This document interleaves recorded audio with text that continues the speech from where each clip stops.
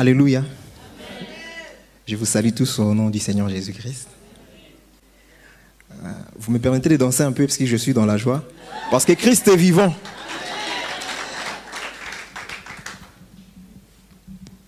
Je vais me présenter. Je m'appelle Kapaya Mweni. C'est le nom des familles. Et je suis le dernier de la famille, d'une famille de sept enfants.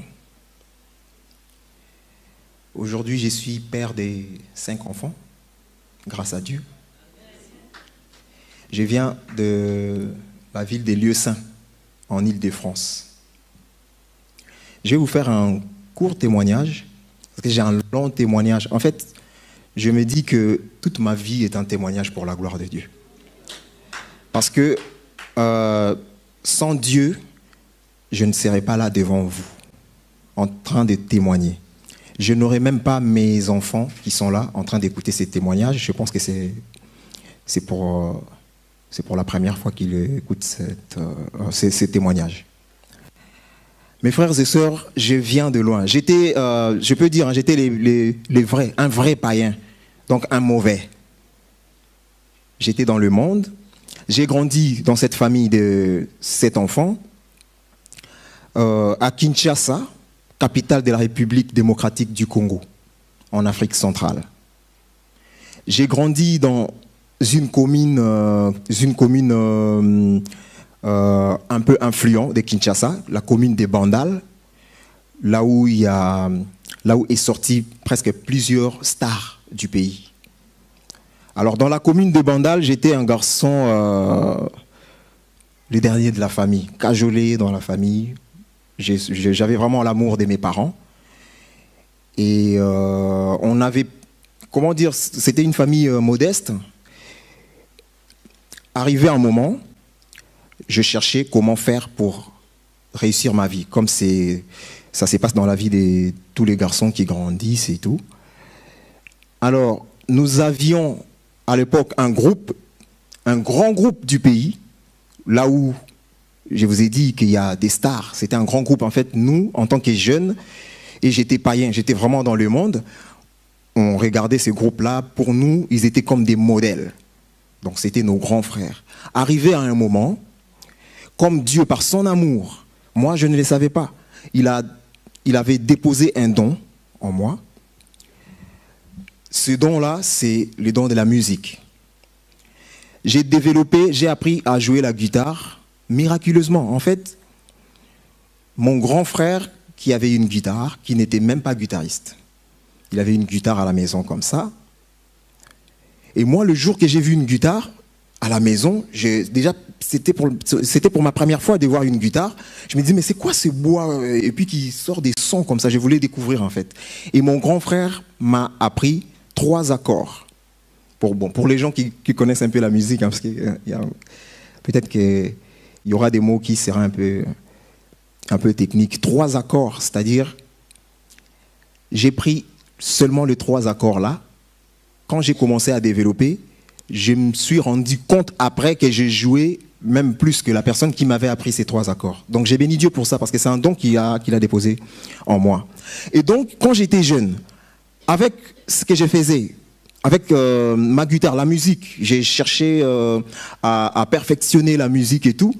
Ce grand groupe, là où il y avait nos modèles à nous, ce groupe-là a été séparé.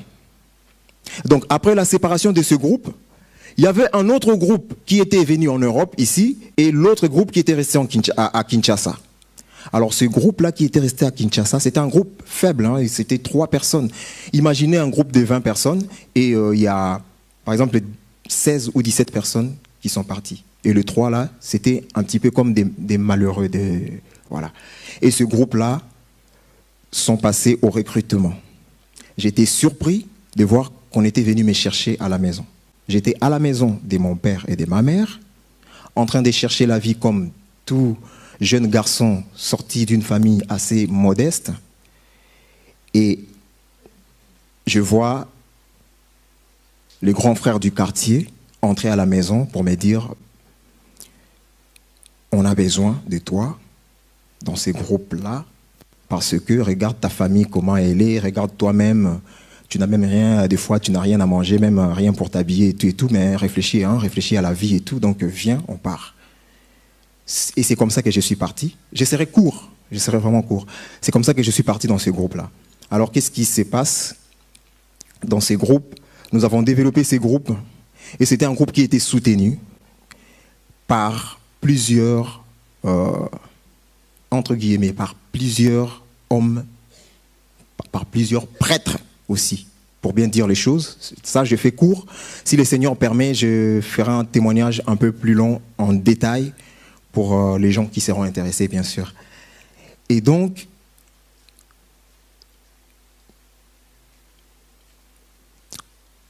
ils étaient en train de chercher le nom de ce groupe.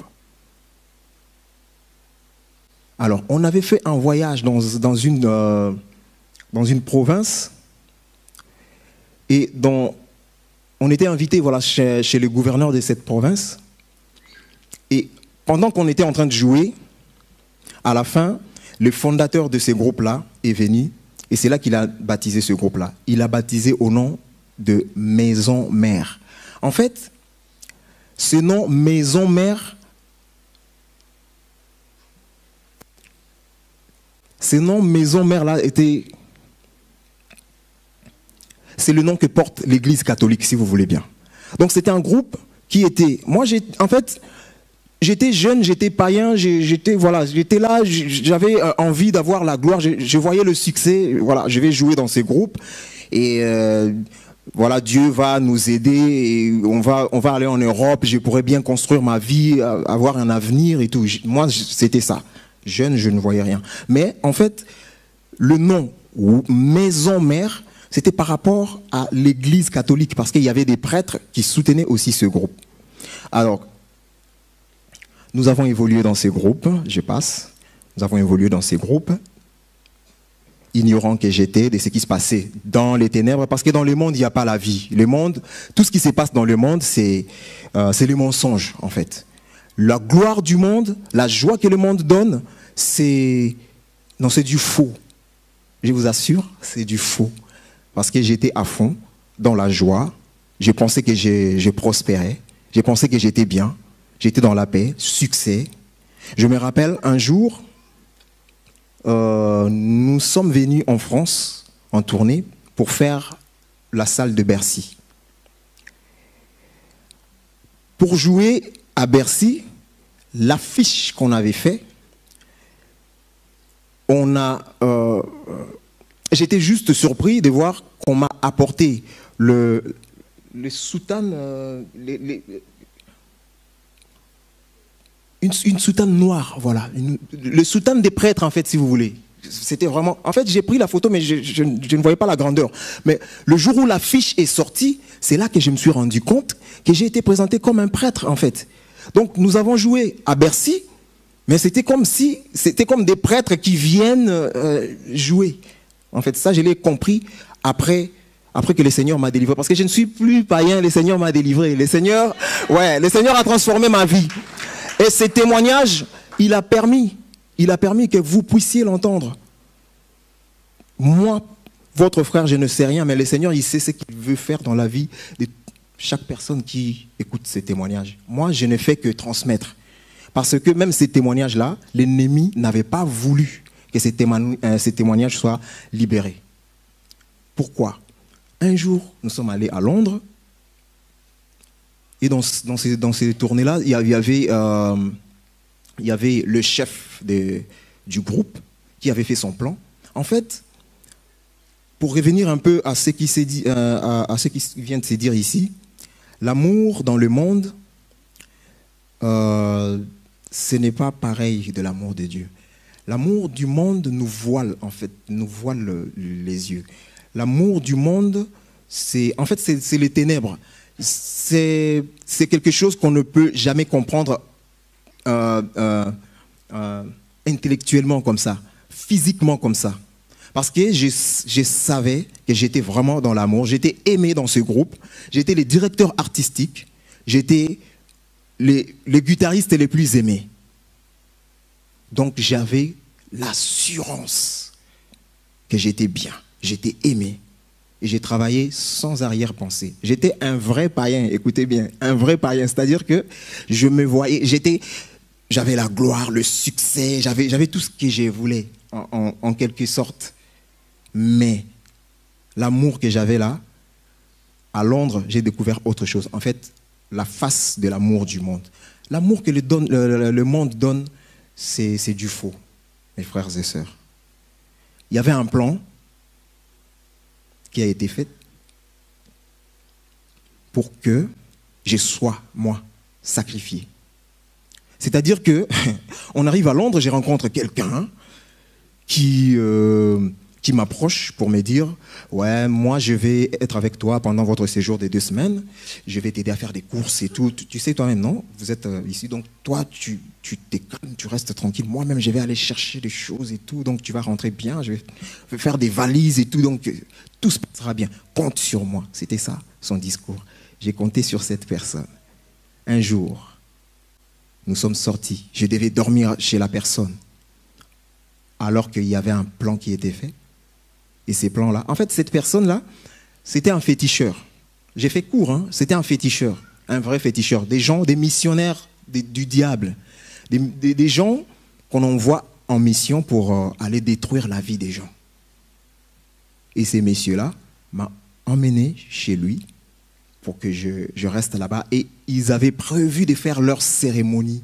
Je ne sais de quoi. Mais une chose que j'aimerais bien souligner, c'est que, comme les dit, hein, presque tout, même les païens dans le monde, ils le disent. Moi, je suis né dans une famille chrétienne.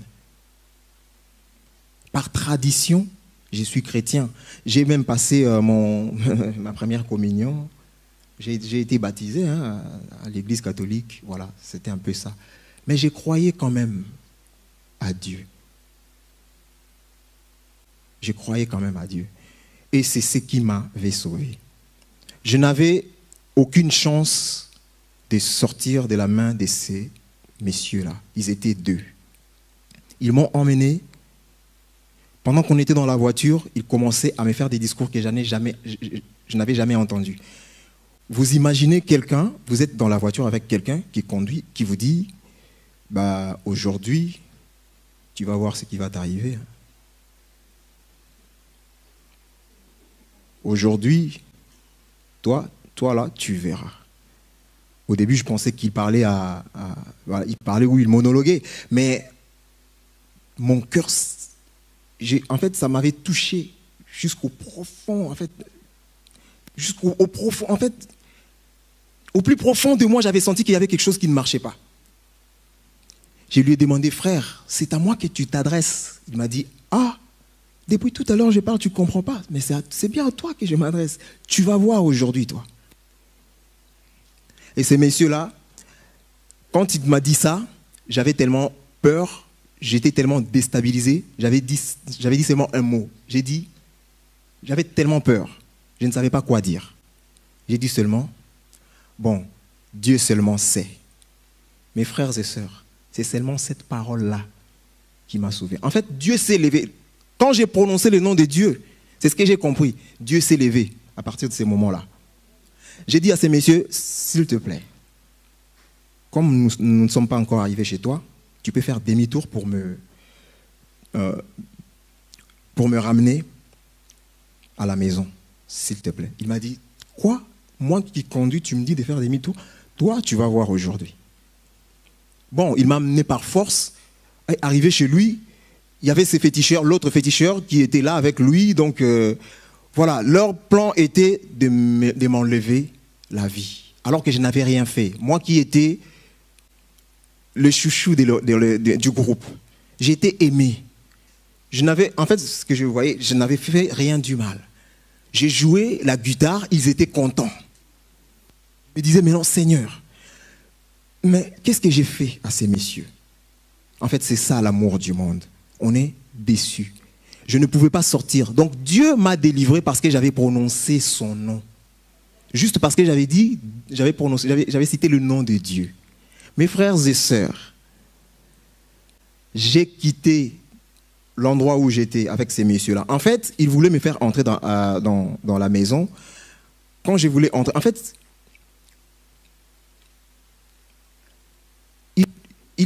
comment dire ça? Ils faisaient des incantations pour me dominer, en fait.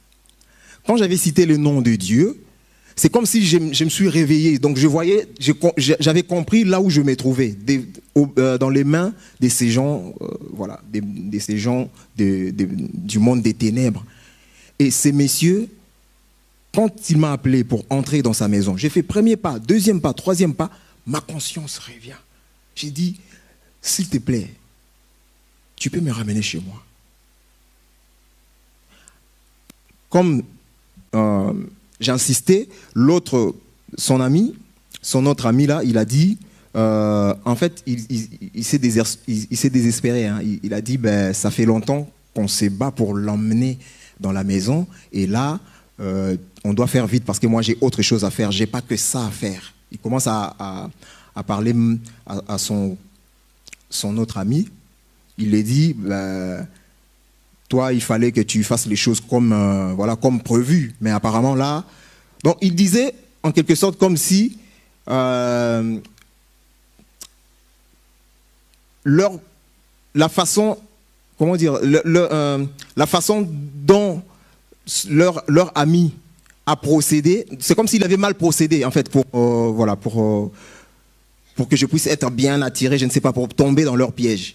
Ils commencent à se discuter entre eux, et c'est en ce moment-là que moi je leur ai dit, parce que vous ne voulez pas me ramener chez moi, je vais rentrer tout seul. C'était à 2h du matin. En plus, dans la nuit d'Halloween, à Londres. Vous imaginez, dans la nuit d'Halloween, il y a des gens, il y a des monstres qui se baladent. En fait, physiquement comme ça, on pense, oui, il y a aussi des gens qui mettent des masques et tout, mais il y a des missionnaires, du diable qui se promènent et qui font vraiment leur service, quoi. Moi, ces jours-là, c'est ce que j'ai vu. Je suis sorti de là, j'ai couru, il pleuvait, j'ai pleuré.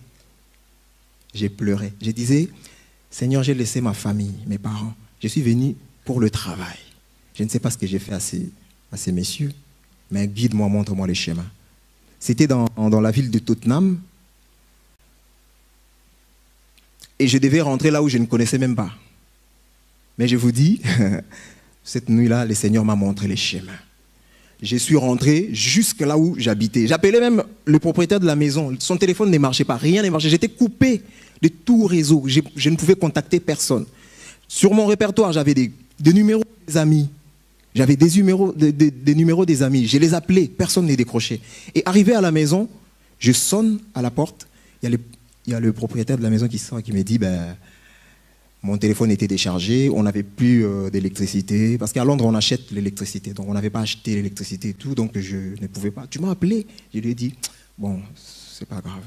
Je vais aller dormir. Donc, bref, le Seigneur m'a délivré de la mort. Ce ne sont pas les morts qui célèbrent l'Éternel. Ce sont les vivants. Je me dis, Seigneur, parce que tu m'as délivré, tu n'as pas voulu que je meure entre les mains de ces hommes. Moi, ce que je veux, c'est de te témoigner. Je vais témoigner ton nom pour que tu sois élevé. Je vais témoigner. Le reste de ma vie, c'est pour témoigner le Seigneur, ce qu'il a fait dans ma vie. L'amour qu'on voit dans le monde, c'est du faux. C'est du faux. Et le Seigneur m'a fait sortir du monde par sa puissance, parce que moi-même, je ne pouvais pas. Aujourd'hui, je suis là devant vous, je tremble même. Que le Seigneur soit glorifié simplement.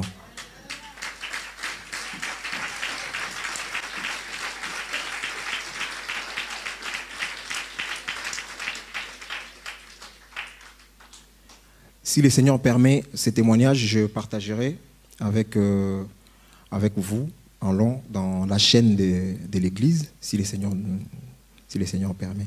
Donc aujourd'hui, je suis votre frère. Le Seigneur m'a transformé. Quand je suis arrivé en France, le Seigneur a permis que je puisse me faire baptiser. Je me suis fait baptiser. Aujourd'hui, je suis enfants de Dieu, selon la parole de Dieu qui dit, à ceux qui l'ont reçu, il a donné le pouvoir de devenir enfants de Dieu. Je n'ai pas peur de témoigner, parce que ce témoignage, c'est un témoignage qui est, je peux vous dire, je peux vous rassurer, c'est combattu. C'est combattu. C'est un témoignage vivant. C'est un témoignage que quand je le prononce, il y a tellement des amis proches, mes ex-collègues, qui sont là. Ils sont en vie et ils sont en action. Donc, c'est-à-dire qu'on s'est séparés. Pour témoigner, il faut avoir ce courage-là. Et moi-même, je n'ai pas ce courage-là. Mais les Saint-Esprit de Dieu, comme dit la Bible, hein, ils n'ont pas aimé leur vie jusqu'à craindre la mort. C'est ça la parole que le Seigneur m'a donnée. Il m'a dit, ils l'ont vaincu à cause du sang de l'agneau et à cause de la parole de leur témoignage. Et c'est ce que moi je ferai pour la gloire du Seigneur, pour que le Seigneur soit glorifié à jamais. Voilà, que Dieu vous bénisse.